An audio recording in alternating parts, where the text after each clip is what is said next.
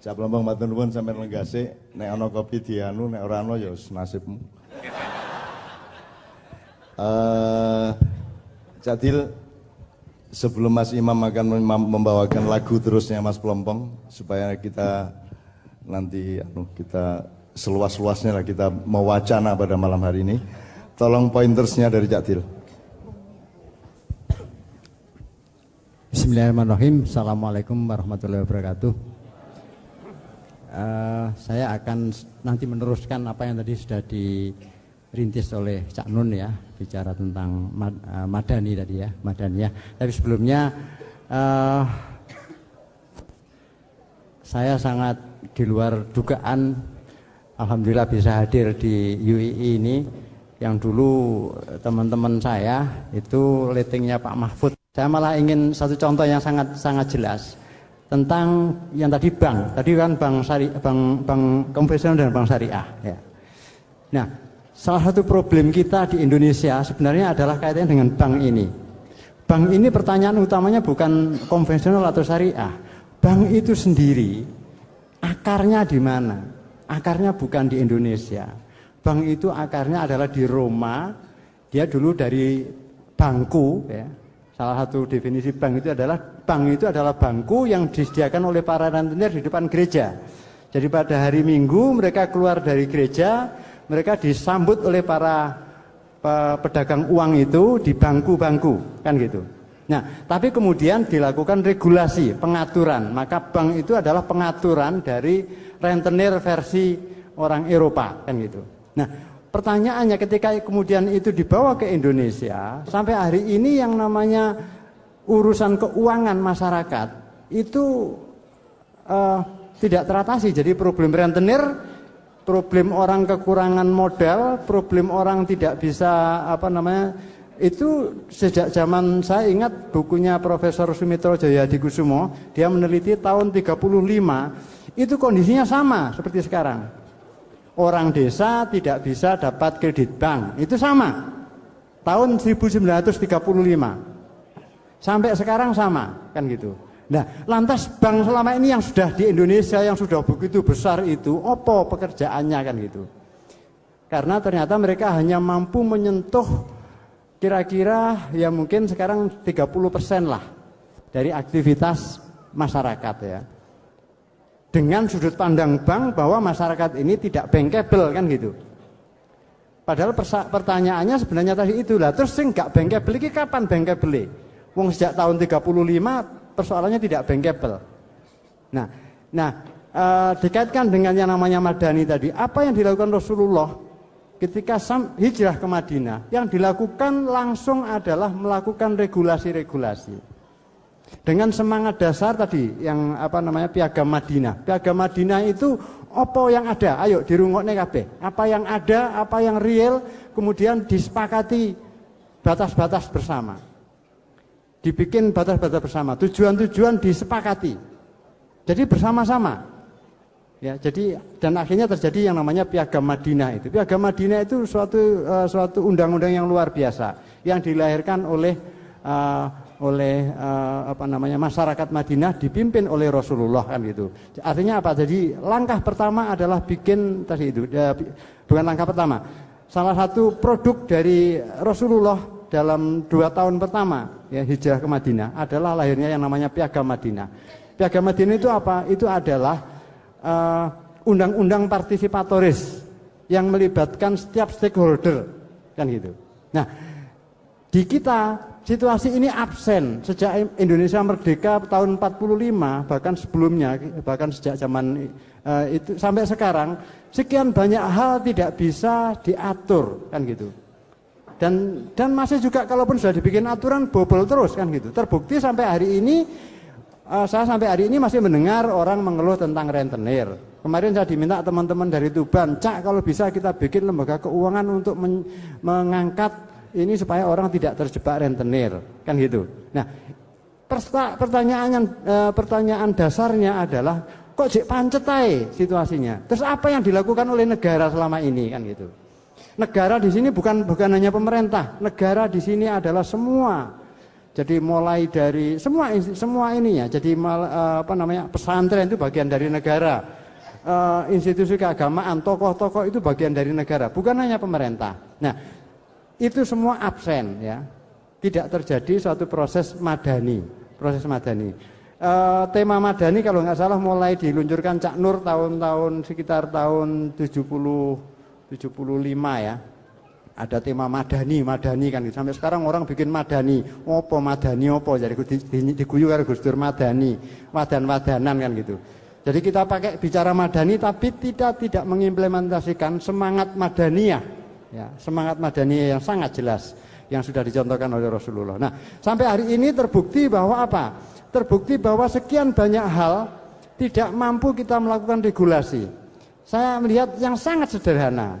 Sekarang ini hampir di semua kota, misalnya kalau dulu saya anggap penyakit di Malang, karena saya tinggal di Malang ya.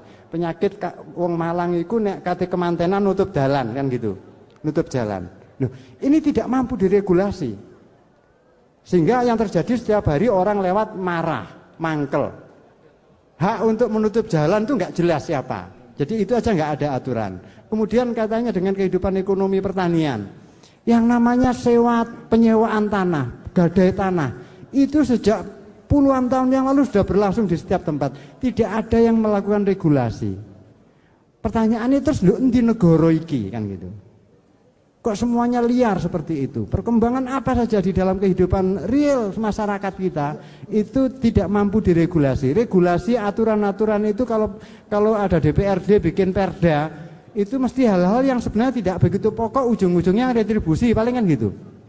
Padahal banyak sekali hal yang bisa dilakukan regulasi. Nah, saya karena ini bicaranya di UII ya, di UII ini saya manfaatkan. Ini loh Rek, PR sampean KB sebagai sarjana itu adalah itu tadi, membantu masyarakat menata kembali kehidupan yang sebenarnya sampai hari ini tuh saya heran, sampai hari ini kok yang namanya orang tertipu investasi masih terus meneruskan gitu. Iki ada yang nggak benar ini kita menata ini, gitu ya. Dan juga persoalan-persoalan tadi itu, yang namanya orang membagi tanah, orang jual beli tanah, orang menyewakan lahan, orang membedakan antara yang namanya petani punya lahan dengan tidak, itu dibiarkan mengalir gelut karepe dhewe kan gitu. Berarti tidak ada proses yang namanya regulasi partisipatoris bagaimana yang dicontohkan oleh Rasulullah dengan Piagam Madinah. Intinya di sana. Nah, salah satu contohnya adalah bank tadi. Bank itu sebenarnya adalah kegagalan negara dalam menata yang namanya potensi kepentingan ekonomi keuangan sebenarnya. Bank itu sudah hadir di Indonesia sejak mungkin tahun sebelum 45 sudah hadir ya. Sampai hari ini yang mampu disentuh oleh bank itu paling hanya 30% dari urusan masyarakat kan gitu. Itu pun dengan jomplang, nek nabung oleh wong melarat boleh nabung. Tapi begitu kredit menyalurkan sulit sekali kan gitu kan. Maka yang terjadi adalah jomplang sekali. Yang namanya dari seluruh perputaran perbankan di Indonesia ini paling yang menyentuh petani itu nggak sampai 5%. Padahal jumlah petani 65% kan gitu. Nah ini ada persoalan besar, karena itu menurut saya persoalannya bukan ditambahi ruwet meneh iki konvensional syariah kan gitu. Syariah dhewe koyo yoyo kan gitu kan. Kok yoyo tidak menjawab semuanya. Karena terbukti di masyarakat praktek keuangan itu masih sangat liar. Jadi ini menurut saya ini PR kita bersama, khususnya teman-teman dari UII yang calon-calon sarjana ini itu bisa menjadi PR bersama-sama. Ya. Di mana kita absen dalam melakukan proses madaniyah itu. Nah itulah. Jadi yang saya kaitannya dengan apa yang disampaikan Cak Nun dengan semangat madani, saya mencoba adalah itu contoh yang sangat real. Kemudian kalau dikaitkan dengan apa yang sudah ketika Nabi Muhammad SAW datang ke Madinah, maka itu sudah sering kita baca dan nanti mungkin Cak Nun bisa memberikan ini, bahwa apa yang dilakukan Nabi adalah pertama-tama menumbuhkan pertanian. Jadi meletakkan kembali pertanian, budidaya pertanian itu sebagai suatu yang tinggi nilainya. Kemudian perdagangan. Ya, itu jadi enggak Rasulullah datang ke Madinah kemudian wong diwuruki salat tok bendina kan tidak. Itu urusannya adalah urusan di Mekah. Ketika sudah di Madinah, Nabi memimpin masyarakat menata kehidupan. Nah, itulah yang saya rasa bisa ditekankan adalah itu. Yang namanya bedanya proses Makkiyah dengan proses Madaniyah. Ketika sudah sampai di Madaniyah adalah suatu proses kepemimpinan Rasulullah untuk menata kehidupan. Menata itu tidak harus dengan ceramah, dengan pidato berapi-api, tidak, tetapi dengan langkah-langkah yang sangat sederhana, barangkali orang tidak merasa, tapi orang terpimpin. Saya rasa itu yang bisa saya tambahkan untuk Cak Nun ya. Masih ya Nun. Oke, gini ya. Saya minta Mbak Via, Mas Doni menyanyikan lagu Wide World, Dunia yang Liar. Ini untuk mendasari bahwa yang dimaksud Cak Tiu itu gini. Ini diantara misalnya 500 orang di sini, ono loro sing gelem nyatet iki, terus nanti merencanakan penelitian, syukur membuat disertasi, minimum skripsi, syukur membuat buku. Gini.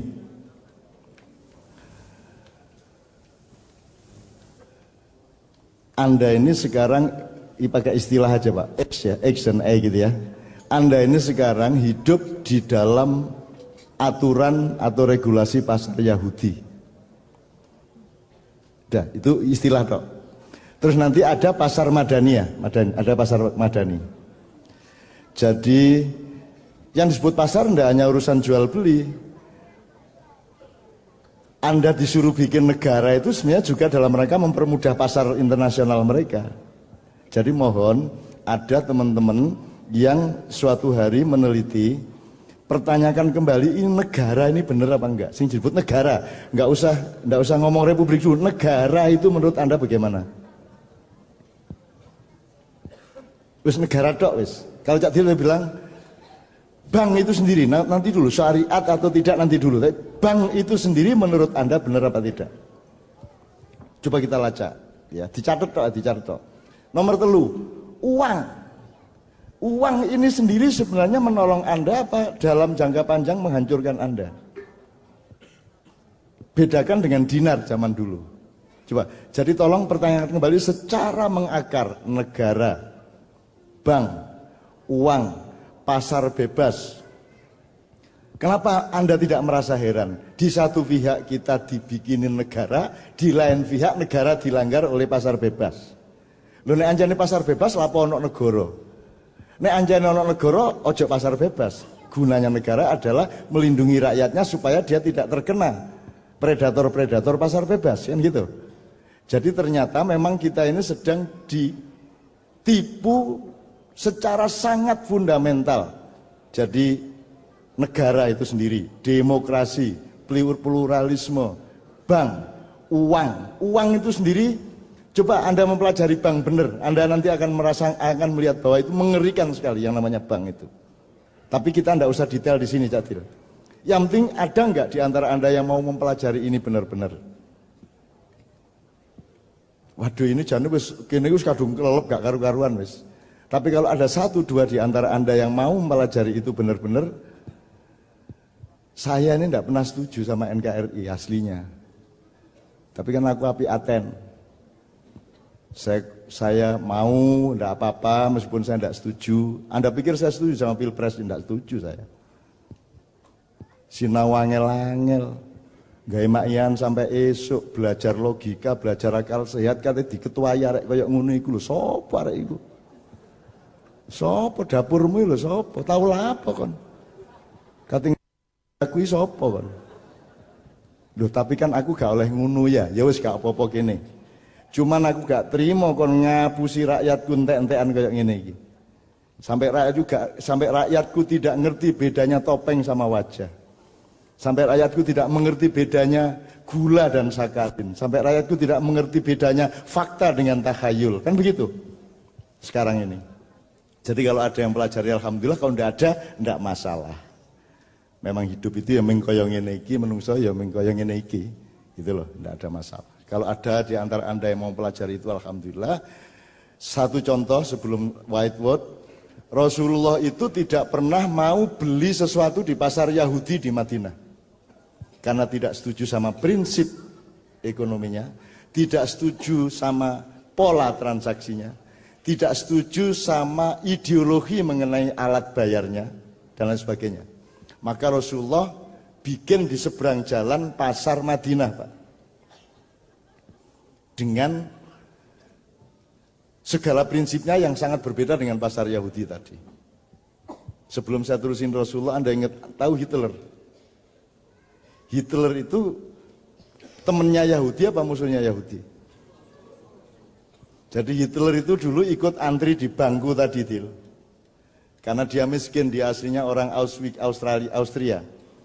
Dia pinjem duit, di antri di bangku tadi itu, sampai dia nggak bisa bayar, akhirnya kakaknya dalam tanda petik digadaikan untuk membayar utangnya Hitler itu, sehingga dia sangat dendam kepada rentenir-rentenir yang mengorbankan kakaknya itu, sehingga suatu hari ketika dia berkuasa, dia benar-benar tidak suka kepada itu tadi.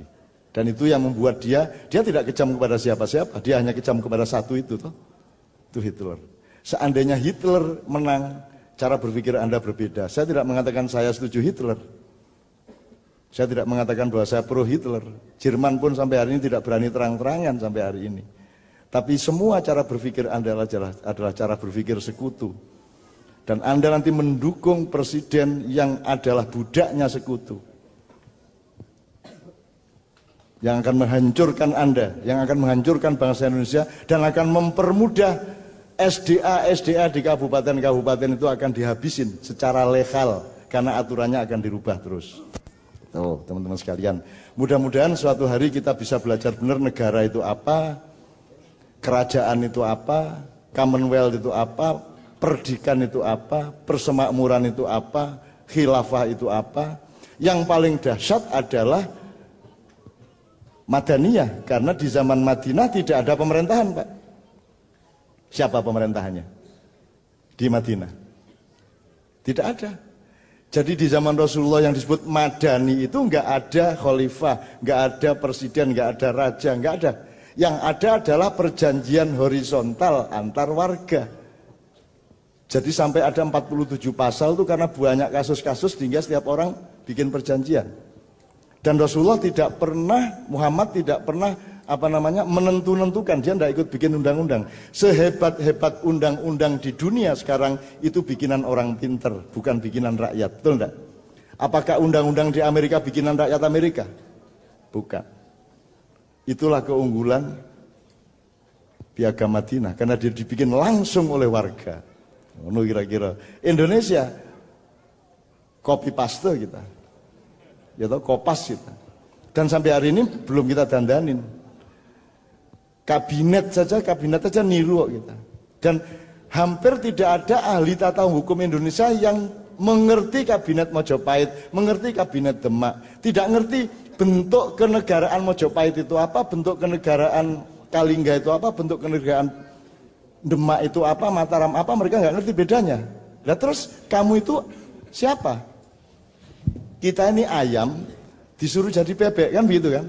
Akhirnya kita sekarang mengenal diri kita sebagai bebek.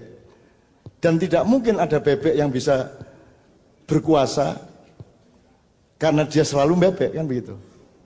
Padahal kita ini ayam. Bahkan kita ini Garuda, tapi sudah tidak nomprit karo cipret. Begitu teman sekalian. Oke. Sebelum ini masih waktunya masih oke nih, Pak. Nek sampean capek, monggo sampean. Sekarang jam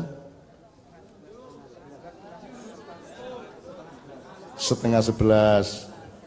Kompromi ya, yang biasanya sampai pagi harus bersabar tidak sampai pagi. Yang biasanya sore udah pulang, nyoba-nyoba siapa tahu badannya kuat untuk agak sedikit lebih malam. Kan kita cari umatan wasaton di tengah-tengah gitu Pak ya. Kalau beliau bebas karena beliau dekan di sini, jadi tidak apa-apa. Pulang jam berapa saja tidak ada masalah. Gitu. Ning nek cepet-cepet bali, orang masalah ning kebangetan. Sebuah nomor White World.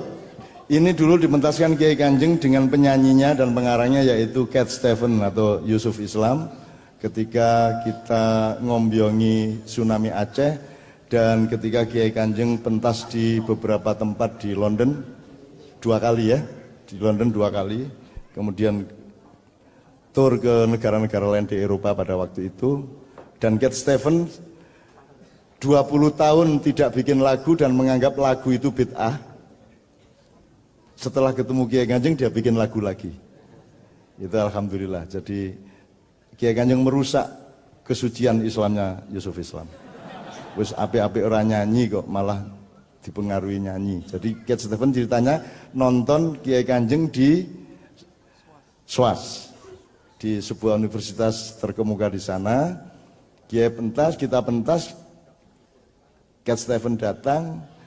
Waktu kita break tengah-tengah pementasan di antara 2 sesi, dia nyari saya di belakang panggung dan tanya,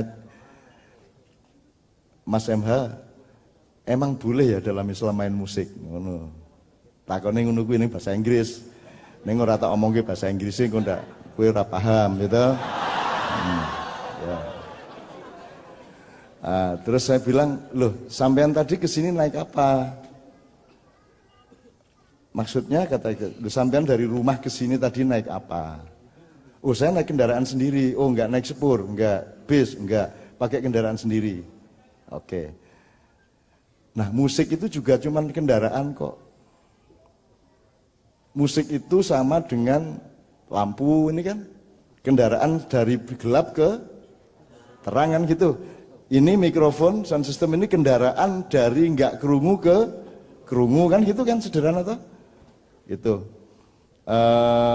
Motor, mobil, pesawat juga gitu. Jadi naik pesawat, naik haji enggak apa-apa. Itu meskipun Rasulullah enggak ada nabi satu pun yang pernah naik pesawat. Meskipun saya curiga Nabi Hud pernah. Nabi Hud ya. Di zaman itu sudah ada pesawat meskipun berbeda, agak bulat bentuknya. Tapi saya tidak yakin apa Nabi Hud pernah naik pesawat gitu ya. Tapi sudah ada pesawat. Nah, semua nabi tidak pernah naik pesawat, tapi Anda boleh naik haji pakai pesawat. Kesananya gitu ya. Yang tidak boleh itu apa?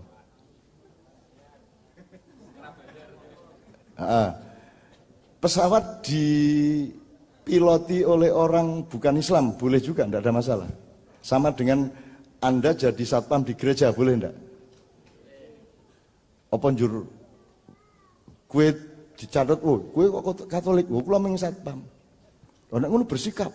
Wah, satpamnya bersikap anggere ana wong nang gereja, Mas, qala Allah taala fil Qur'an. Anggere ana wong liwat dak wae. Mantep tenan po karo Katolik. Nah ngono kuwi to dadi ora usah kowe satpam wae ora masalah. Wis ben kono nang gereja ora masalah, kuwi dudu urusanmu, kuwi urusane dhek karo Gusti Allah, kowe berbuat baik. Orang Islam itu cukup berbuat baik. Kapan-kapan ada peluang untuk ngomong pribadi ndak ada masalah, diskusi, tapi aja njur ning dalan kok takoni arep nunggang bis nang Surabaya Sumber Kencana we takon bise iki kenake Islam ora iki? Islam niku. Melu Muhammad Rai. Oh, melu Jokowi niku. Wah. Jadi teman-teman sekalian, nyun sewu ini saya panjangin gini supaya kita tidak kalau kembali ke Mekah Madinah, kita tuh sekarang di Mekah-Mekahkan terus itu loh. Gitu enggak, Mas? Islam tuh sebenarnya sibuk Madinah dong. Sekarang disuruh Mekah, bertengkar soal sholat, bertengkar soal bid'ah, bertengkar soal Mekah-Mekah itu. Sholat tuh ndak berdiri aja ndak apa-apa kok, ruwet. Ora iso ngadeg kok wong. Ya nek kowe iso ngadeg, nek ora iso ngadeg. Salat sujud ora iso sujud ora apa-apa kok. Ora nduting ora apa-apa, ora ndriji kok. Aja dinesoni terus to wonge. Jaran kepang dinesoni. Wah kuwi klonek berhubungan dengan setan. Mangan beling to kuwi, nek ora mergo karo setan iso apa mangan beling, kuwi mangan kaca ngono kuwi. Wis ora tau ngekeki mangan. Ana wong mangan beling nesu. Oke ya, ini dunia yang sangat liar. Satu-satunya supaya Anda mendapatkan dan membangun regulasi di dalam akal sehat Anda, kita sekarang belajar bersama-sama. Saya senang sama Mas Azam karena dia banyak bertanya-tanya terhadap omongan saya. Ini dari tadi gitu, Dok. Pokoknya dibantah terus aku. Alhamdulillah, ya Mas Azam ya. Ya. Banyak yang Anda tidak setuju sama saya dan itu rahmat bagi saya. Alhamdulillah ya. Mudah-mudahan Anda menjadi pemimpin dari keluarga Anda. Oke, minta saron atau bonangnya? Bonang. Yuk, Mas Bayu.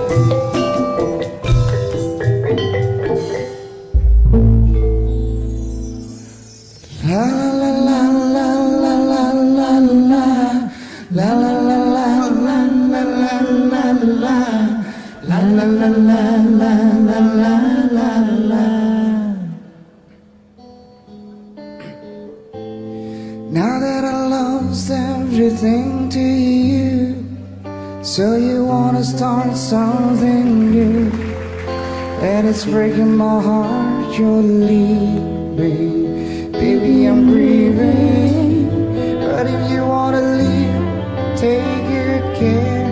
But I have a lot of nice things to wear, got a lot of nice things turn bad out there.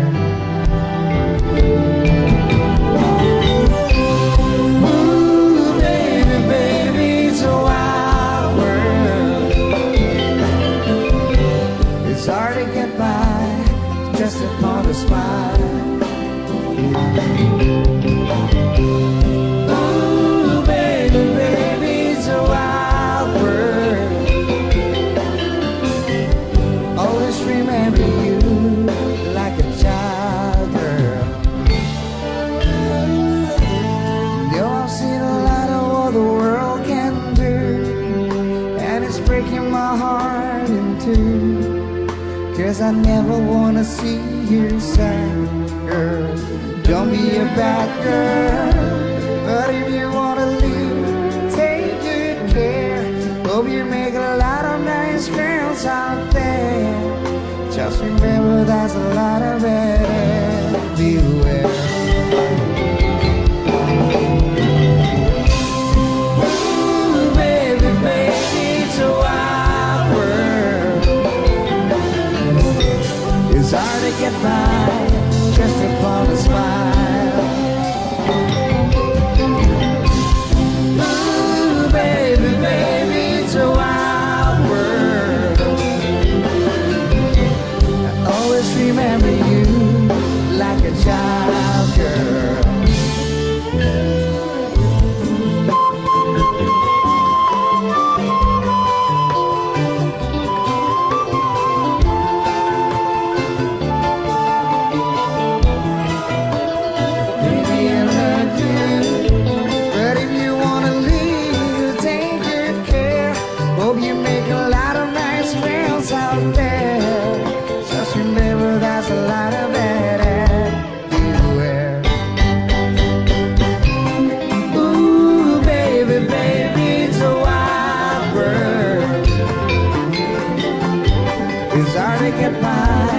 Just upon a smile.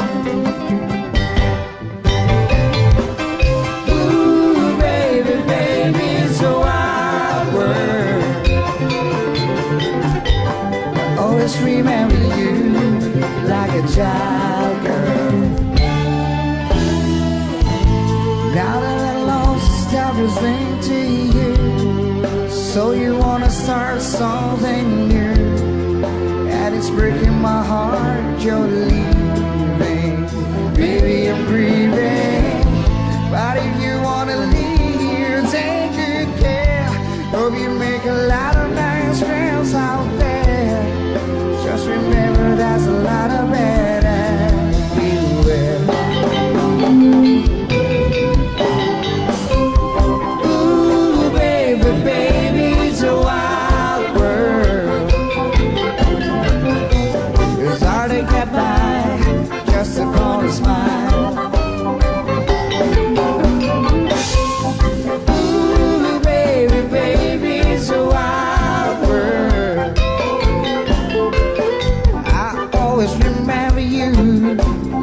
child girl.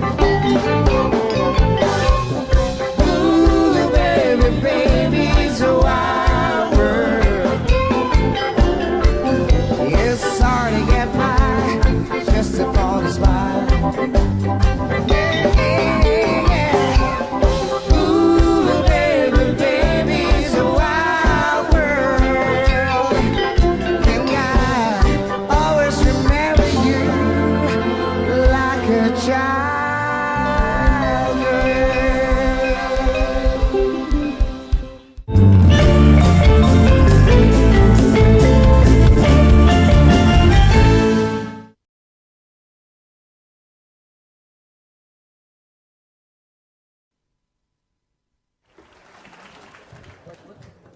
Cak Plompong matur nuwun sampeyan lenggase, nek ana kopi dianu, nek ora ana ya wis nasibmu. Cak Dil, sebelum Mas Imam akan membawakan lagu terusnya Mas Plompong supaya kita nanti kita seluas-luasnya lah kita mewacana pada malam hari ini. Tolong pointersnya dari Cak Dil. Bismillahirrahmanirrahim. Assalamualaikum warahmatullahi wabarakatuh. Saya akan nanti meneruskan apa yang tadi sudah dirintis oleh Cak Nun ya, bicara tentang Madani tadi ya, Madaniyah. Tapi sebelumnya saya sangat di luar dugaan, alhamdulillah bisa hadir di UII ini. Yang dulu teman-teman saya itu ratingnya Pak Mahfud. Saya malah ingin satu contoh yang sangat jelas tentang yang tadi bank. Tadi kan bank konvensional dan bank syariah. Ya.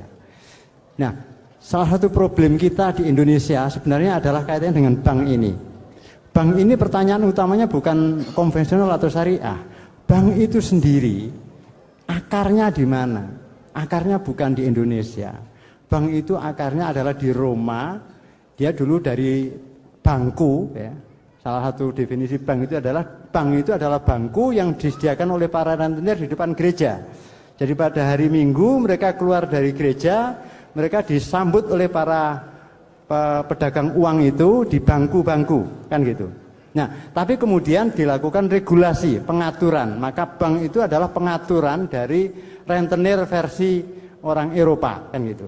Nah, pertanyaannya ketika kemudian itu dibawa ke Indonesia, sampai hari ini yang namanya urusan keuangan masyarakat itu tidak teratasi. Jadi problem rentenir, problem orang kekurangan modal, problem orang tidak bisa itu sejak zaman saya ingat bukunya Profesor Sumitro Jayadikusumo, dia meneliti tahun 35, itu kondisinya sama seperti sekarang. Orang desa tidak bisa dapat kredit bank, itu sama tahun 1935 sampai sekarang sama, kan gitu.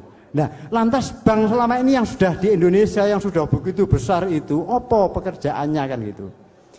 Karena ternyata mereka hanya mampu menyentuh kira-kira ya mungkin sekarang 30% lah dari aktivitas masyarakat ya.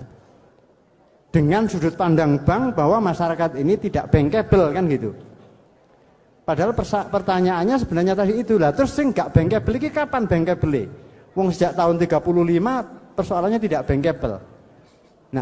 Nah, dikaitkan dengan yang namanya Madani tadi, apa yang dilakukan Rasulullah ketika hijrah ke Madinah? Yang dilakukan langsung adalah melakukan regulasi-regulasi.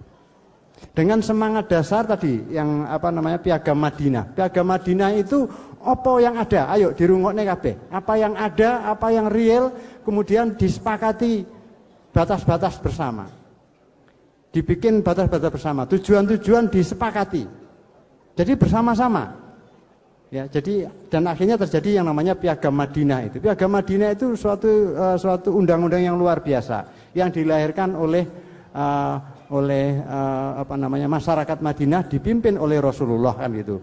Artinya apa? Jadi langkah pertama adalah bikin tadi itu, bukan langkah pertama. Salah satu produk dari Rasulullah dalam 2 tahun pertama ya hijrah ke Madinah adalah lahirnya yang namanya Piagam Madinah.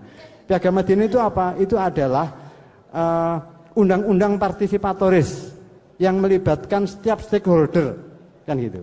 Nah, di kita situasi ini absen sejak Indonesia merdeka tahun 45, bahkan sebelumnya, bahkan sejak zaman itu sampai sekarang, sekian banyak hal tidak bisa diatur kan gitu. Dan masih juga kalaupun sudah dibikin aturan bobol terus kan gitu. Terbukti sampai hari ini saya sampai hari ini masih mendengar orang mengeluh tentang rentenir. Kemarin saya diminta teman-teman dari Tuban, Cak kalau bisa kita bikin lembaga keuangan untuk mengangkat ini supaya orang tidak terjebak rentenir kan gitu. Nah, pertanyaan dasarnya adalah kok jek pancet ae situasinya. Terus apa yang dilakukan oleh negara selama ini kan gitu. Negara di sini bukan hanya pemerintah, negara di sini adalah semua. Jadi mulai dari semua ininya. Jadi pesantren itu bagian dari negara. Institusi keagamaan, tokoh-tokoh itu bagian dari negara, bukan hanya pemerintah. Nah, itu semua absen ya. Tidak terjadi suatu proses madani. Tema madani kalau nggak salah mulai diluncurkan Cak Nur sekitar tahun 75 ya. Ada tema madani kan gitu. Sampai sekarang orang bikin madani opo jadi diguyu karo Gus Dur madani, wadan-wadanan kan gitu. Jadi kita pakai bicara madani tapi tidak mengimplementasikan semangat madaniyah ya, semangat madaniyah yang sangat jelas yang sudah dicontohkan oleh Rasulullah. Nah, sampai hari ini terbukti bahwa apa? Terbukti bahwa sekian banyak hal tidak mampu kita melakukan regulasi. Saya melihat yang sangat sederhana. Sekarang ini hampir di semua kota misalnya kalau dulu saya anggap penyakit di Malang karena saya tinggal di Malang ya. Penyakit wong Malang itu nek kate kemantenan nutup jalan kan gitu. Nutup jalan. Loh, ini tidak mampu diregulasi. Sehingga yang terjadi setiap hari orang lewat marah, mangkel. Hak untuk menutup jalan itu enggak jelas siapa. Jadi itu aja enggak ada aturan. Kemudian katanya dengan kehidupan ekonomi pertanian yang namanya penyewaan tanah, gadai tanah, itu sejak puluhan tahun yang lalu sudah berlangsung di setiap tempat. Tidak ada yang melakukan regulasi. Pertanyaannya terus lho endi negara iki kan gitu. Kok semuanya liar seperti itu? Perkembangan apa saja di dalam kehidupan real masyarakat kita itu tidak mampu diregulasi. Regulasi aturan-aturan itu kalau ada DPRD bikin perda itu mesti hal-hal yang sebenarnya tidak begitu pokok, ujung-ujungnya retribusi palingan gitu. Padahal banyak sekali hal yang bisa dilakukan regulasi. Nah, saya karena ini bicaranya di UII, ya, di UII, ini saya manfaatkan.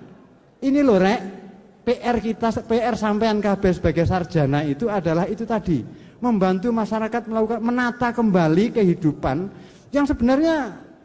Sampai hari ini tuh saya heran, sampai hari ini kok yang namanya orang tertipu investasi masih terus meneruskan gitu. Iki ada yang nggak benar ini kita menata ini, gitu ya.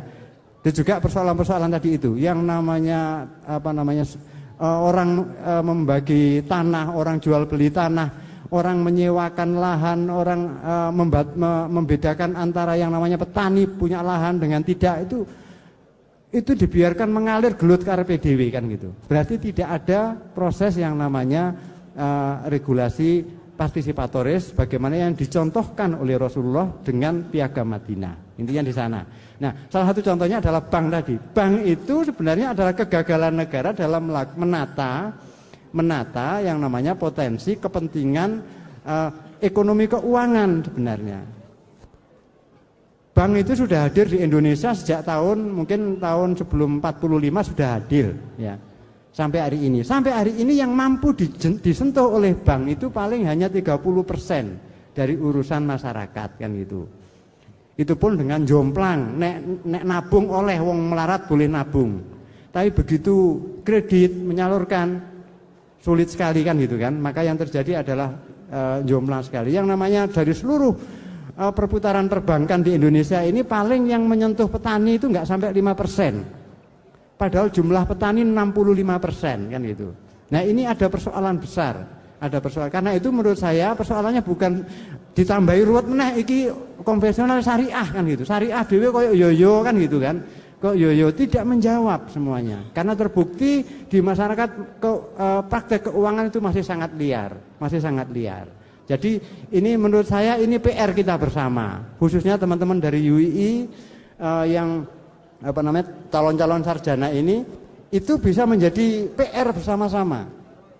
Ya. Di mana kita absen dalam melakukan proses madaniyah itu. Nah itulah. Jadi yang saya kaitannya dengan apa yang disampaikan Cak Nun dengan tadi dengan semangat madani, saya mencoba adalah itu contoh yang sangat real. Kemudian kalau dikaitkan dengan apa yang sudah ketika Nabi Muhammad SAW datang ke Madinah, maka itu sudah sering kita baca ya, dan nanti mungkin Cak Nun bisa memberikan ini, bahwa apa yang dilakukan Nabi adalah pertama-tama menumbuhkan pertanian. Jadi meletakkan kembali pertanian, budidaya pertanian itu sebagai suatu yang tinggi nilainya. Kemudian perdagangan, ya itu jadi enggak Rasulullah datang ke Madinah kemudian wong diburui sholat tok bendino, kan tidak. Itu urusannya adalah urusan di Mekah. Ketika sudah di Madinah, Nabi memimpin masyarakat menata kehidupan. Nah itulah yang saya rasa bisa ditekankan adalah itu, yang namanya bedanya proses Makkiyah dengan proses Madaniyah. Ketika sudah sampai di Madaniyah adalah suatu proses kepemimpinan Rasulullah untuk menata kehidupan.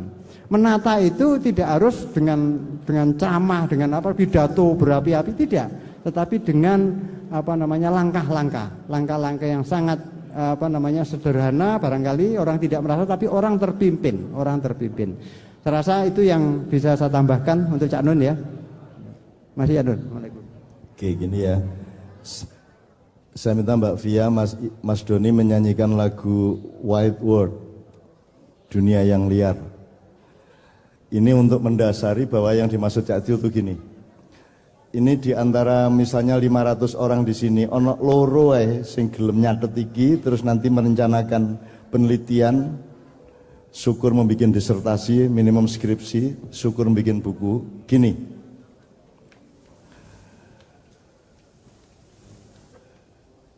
Anda ini sekarang, pakai istilah aja Pak, X dan Y gitu ya. Anda ini sekarang hidup di dalam aturan atau regulasi pasar Yahudi. Dah, itu istilah Dok. Terus nanti ada pasar Madaniyah, ada pasar Madani. Jadi yang disebut pasar tidak hanya urusan jual beli. Anda disuruh bikin negara itu sebenarnya juga dalam rangka mempermudah pasar internasional mereka. Jadi mohon ada teman-teman yang suatu hari meneliti, pertanyakan kembali ini negara ini benar apa enggak. Sing disebut negara, enggak usah ngomong republik dulu. Negara itu menurut Anda bagaimana? Wis negara tok wis. Kalau Cak Dil bilang bank itu sendiri, nanti dulu syariat atau tidak nanti dulu. Bank itu sendiri menurut Anda benar apa tidak? Coba kita lacak, ya dicatat tok. Nomor 3, uang. Uang ini sendiri sebenarnya menolong Anda apa dalam jangka panjang menghancurkan Anda?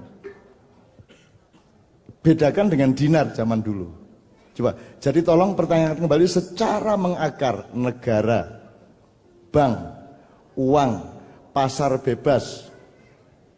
Kenapa Anda tidak merasa heran? Di satu pihak kita dibikinin negara, di lain pihak negara dilanggar oleh pasar bebas. Lho nek anjane pasar bebas lapo ono negara.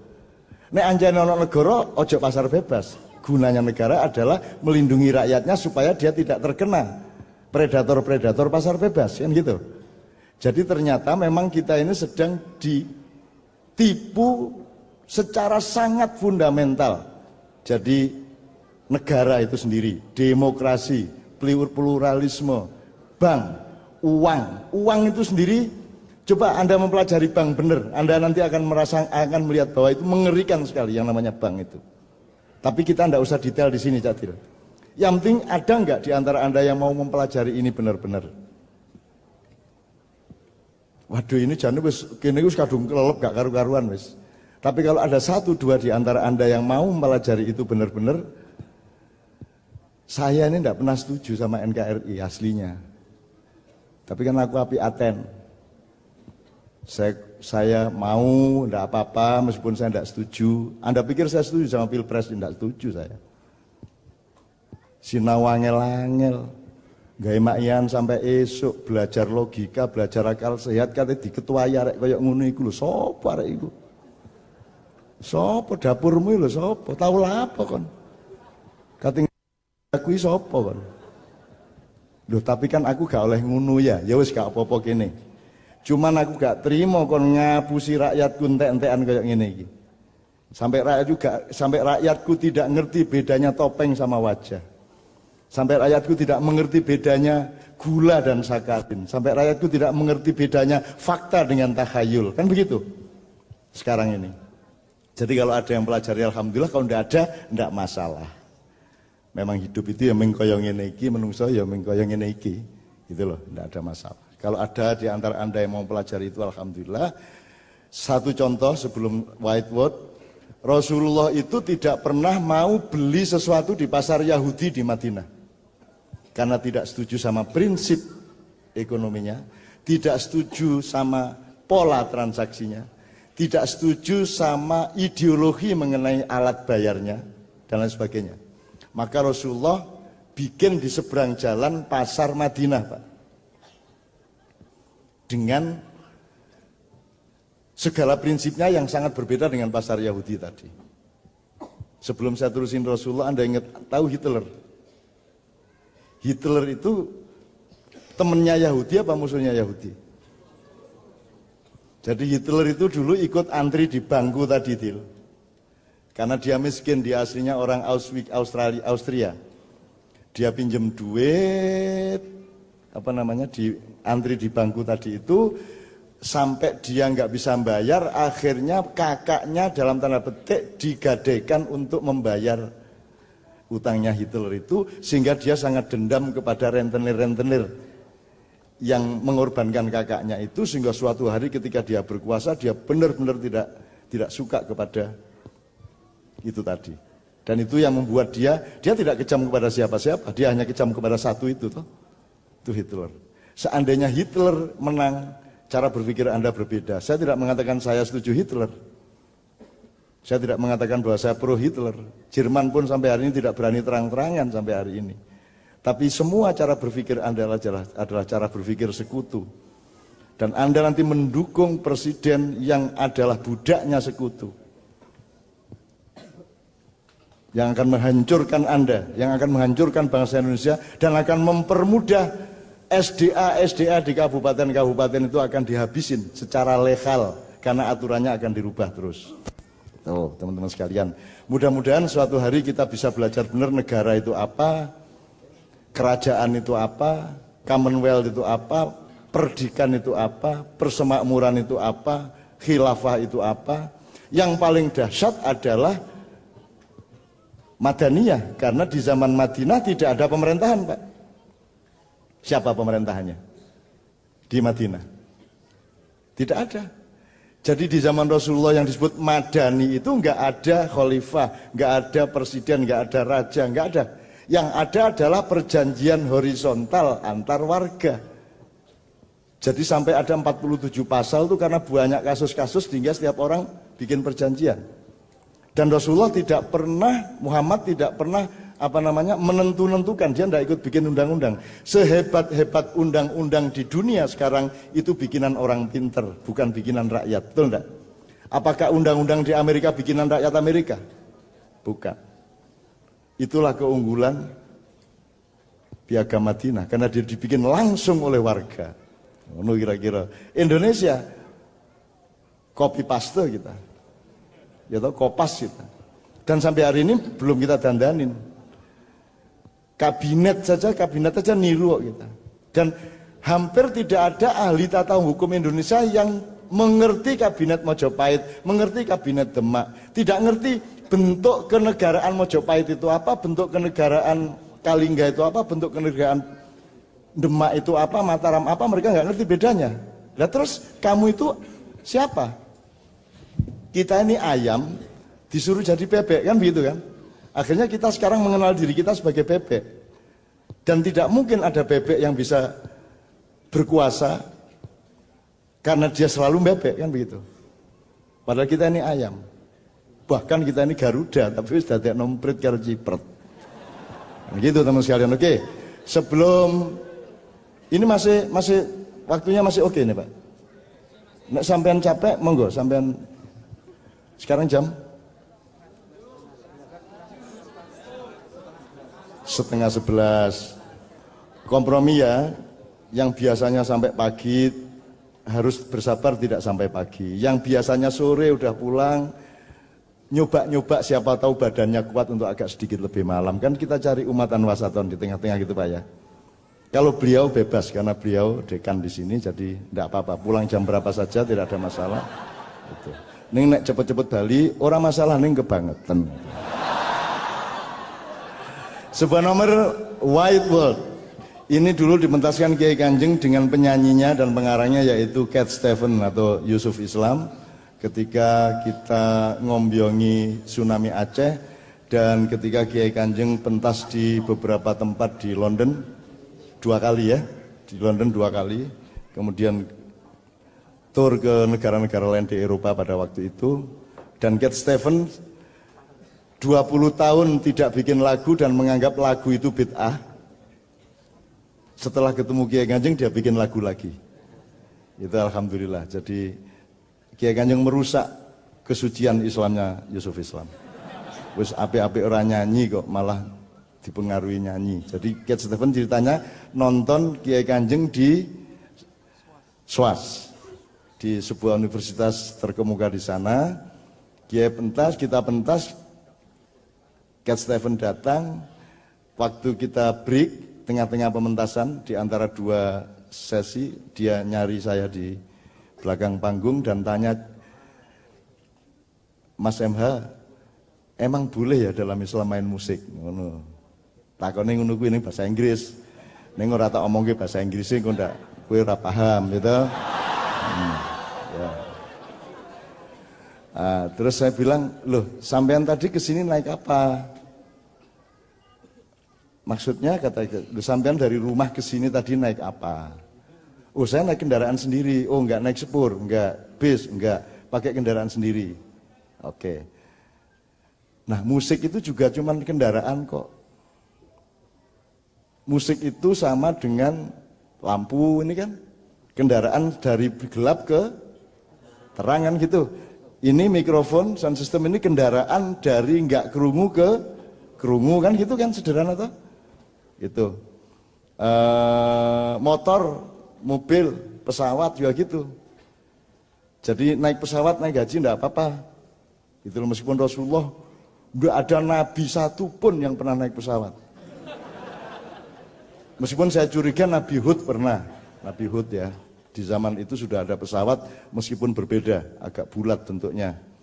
Tapi saya tidak yakin apa Nabi Hud pernah naik pesawat, gitu ya. Tapi sudah ada pesawat. Nah semua nabi tidak pernah naik pesawat, tapi Anda boleh naik haji pakai pesawat. Kesananya gitu ya. Yang tidak boleh itu apa?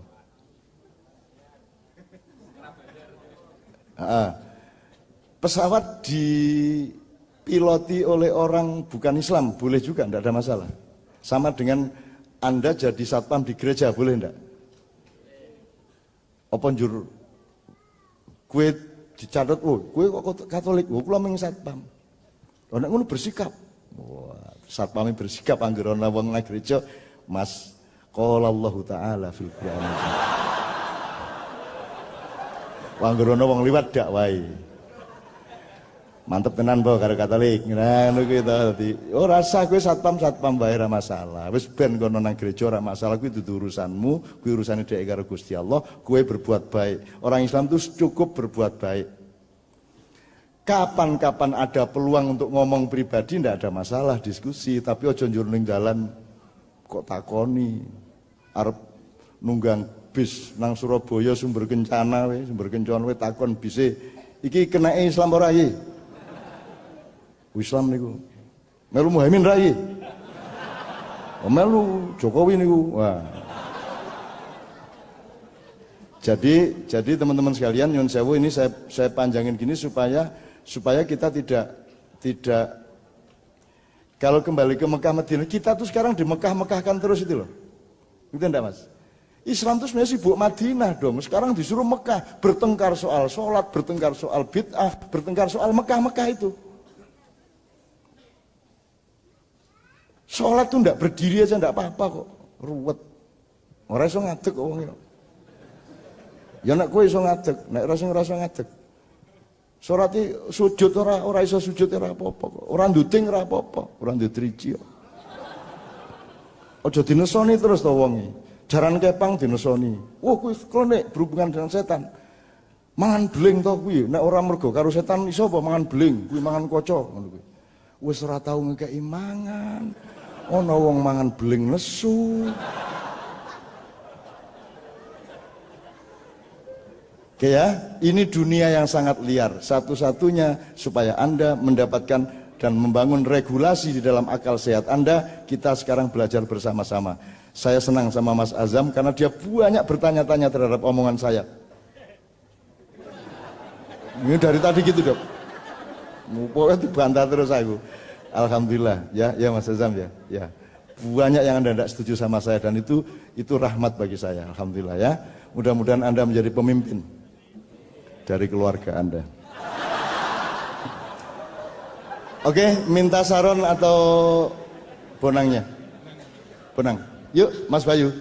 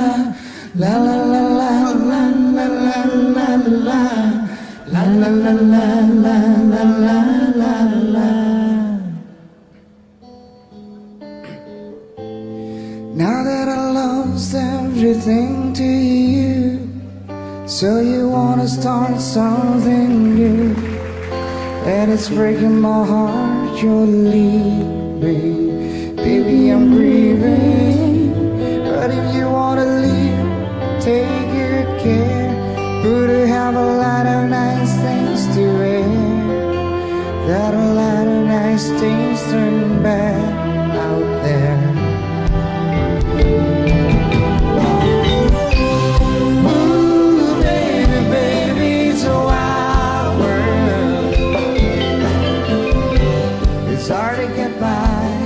Just upon a smile. Ooh, baby, baby, it's a wild world. Always remember you like a child, girl. Yo, I've seen a lot of what the world can do, and it's breaking my heart in two. 'Cause I never wanna see you sad, girl. Don't be a bad girl, but if you wanna leave, take good care. Hope you make a lot of nice girls out there. Just remember there's a lot of it everywhere. Ooh, baby, baby, it's a wild world. It's hard to get by just upon a smile. Ooh, baby, baby, it's a wild world. I always remember you like a child.